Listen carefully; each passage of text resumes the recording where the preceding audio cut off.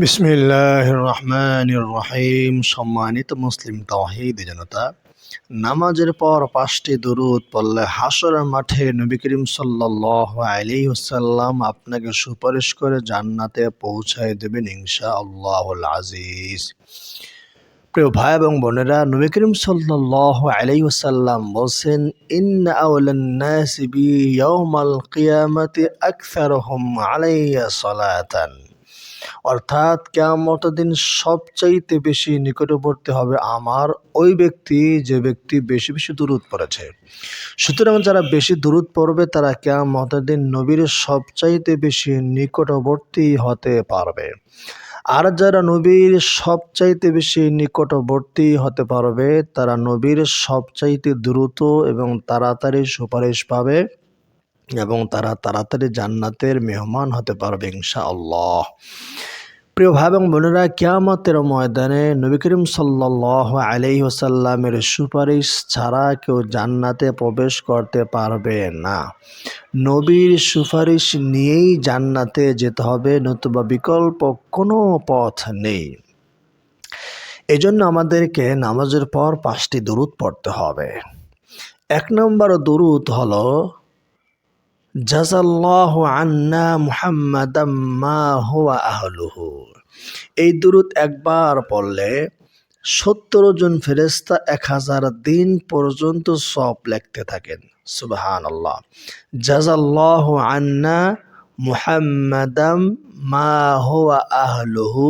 এই দুরূদ একবার পড়লে আল্লাহ তাআলা ফজিলত দান করেন। নামাজের পর আরেকটা দুরূদ পড়বেন, সেটা হলো, আল্লাহুম্মা সাল্লি আলা মুহাম্মাদিন কামা তুহিব্বু ওয়া তারদা।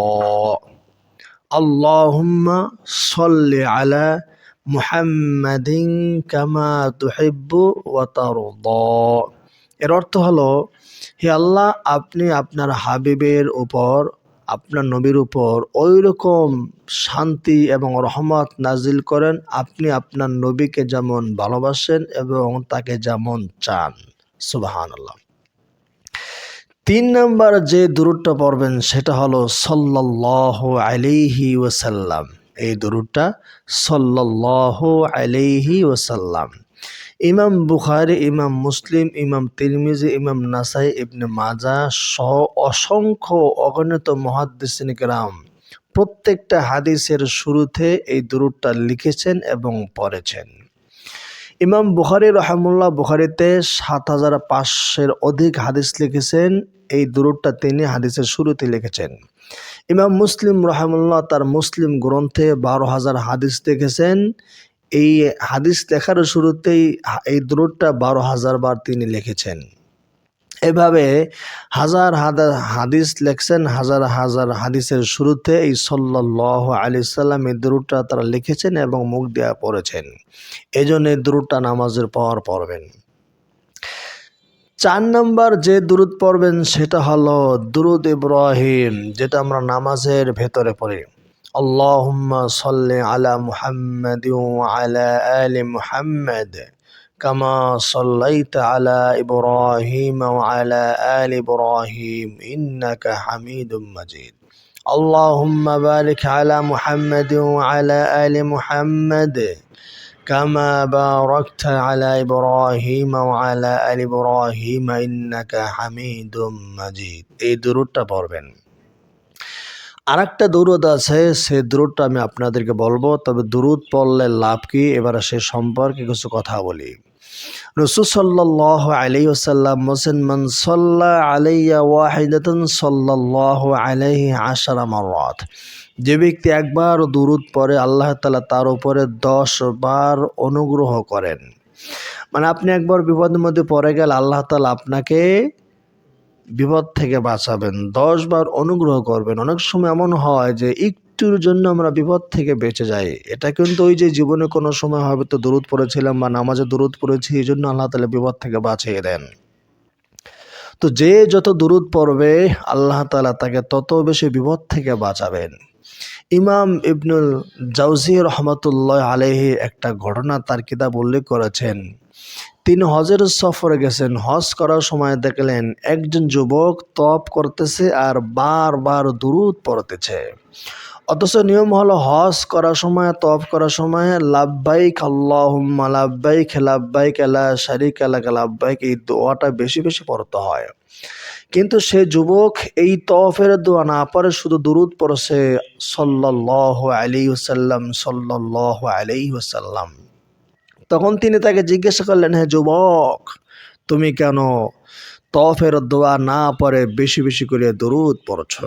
তখন তিনি বললেন, হুজুর, আমি একবার আমার বাবাকে নিয়ে হজের সফরে যাচ্ছিলাম। পথিমধ্যে আমার বাবার ইন্তেকাল হয়ে যায়।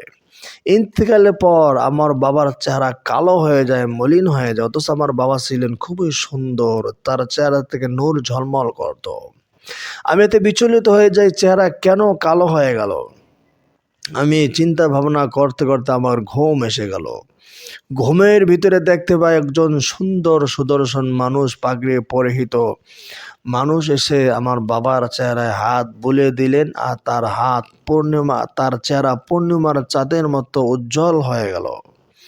আমি এর দেখে খুব খুশি হলাম এবং আমি তাকে জিজ্ঞাসা করলাম, আপনার পরিচয় কি? তখন তিনি বললেন, মুহাম্মদ সাল্লাল্লাহু আলাইহি ওয়াসাল্লাম। তো এই যুবক এই মুহাম্মদ সাল্লাল্লাহু আলাইহি ওয়াসাল্লামকে স্বপ্নে দেখার পর নবী করিম সাল্লাল্লাহু আলাইহি ওয়াসাল্লাম তখন বলে গেলেন যে, তোমার বাবা যদিও গুনাহগার ছিল কিন্তু সে বেশি বেশি আমার উপর দরুদ পড়তো। আজকে তার দরুদ বন্ধ হয়ে গেছে, তাই আমি তার খোঁজ নেওয়ার জন্য আসলাম এবং দেখলাম সে মারা গেছে, কালো হয়ে গেছে, তার চেহারায় হাত বুলিয়ে দিয়ে চলে গেলাম। এই ঘটনার পর এই যুবকও তার বাবার মতো বেশি বেশি করে দরুদ পড়া শুরু করেছে এবং তওয়াফের সময় সে দরুদ পড়েছে। তো দরুদ এমন একটা পাওয়ারফুল শক্তিশালী দোয়া আমল যে এটা পড়লে আল্লাহ তাআলা বিপদ আপদ দূর করে দেন, বালা মুসিবত দূর করিয়ে দেন। একজন বৃদ্ধা মহিলা মরুভূমিতে বসে মাথা নিচের দিকে দিয়ে নির্জনে একা একা বারবার দরুদ পড়ছিল। তো একজন লোক জিজ্ঞাসা করলেন যে, তুমি এত বারবার কেন দরুদ পড়ছ? এটার ভিতরে তুমি কি পেয়েছো? তখন সে বলল, আমার ঘরের এক আত্মীয় অনেক দুরারোগে আক্রান্ত হয়ে গেছিল। তাকে ডাক্তারের কাছে নিয়ে গেছি, ডাক্তাররা বলছে তাকে আর বাঁচানো সম্ভব নয়, বাড়িতে নিয়ে যান। বাড়িতে এসে আমি নিরুপায় হয়ে সদা সর্বদা দরুদ পড়তাম যেন আল্লাহ তাআলা তার রোগটা ভালো করিয়ে দেন। আমি সব সময় দরুদ পড়তেছি। হঠাৎ একদিন দেখতে পেলাম আমি ঘুম থেকে জাগ্রত হয়েছি। স্বপ্নে দেখলাম যে আমি যে ব্যক্তির সুস্থতার জন্য আমি দরুদ পড়ছি তিনি সুস্থ হয়ে গেছেন এবং বিছানায় আগে যে পরে থাকতো তাকে ধরা ছাড়া উঠানো যাইতো না, তাকে স্পর্শ করা ধরা যাইতো না, শোয়ানো যাইতো না, খাওয়ানো যাইতো না, উঠানো যাইতো না। স্বপ্নে দেখলাম তিনি নিজের থেকেই বিছানা থেকে উঠে বসে গেছেন, মনে একজন সবল সুস্থ মানুষ। আমি স্বপ্নে দেখলাম। আমি ঘুম থেকে উঠলাম, স্বপ্নে দেখার পর আমার ঘুম ভেঙে গেছে। ঘুম থেকে উঠে দেখলাম যে সত্যি তিনি একদম ঘুম থেকে উঠে বসে আছেন। সুস্থ মানুষ, যুবক মানুষ যেমন ঘুম থেকে উঠে বসে থাকে, তিনি এরকম সুস্থ সবল বসে আছেন।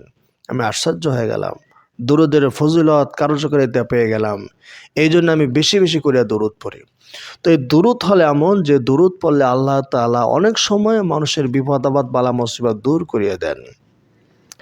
তো এই দরুদ আমাদেরকে বেশি বেশি করে পড়তে হবে। বিপদে পড়লেও দরুদ পড়তে হবে, বিপদে না পড়লেও দরুদ পড়তে হবে।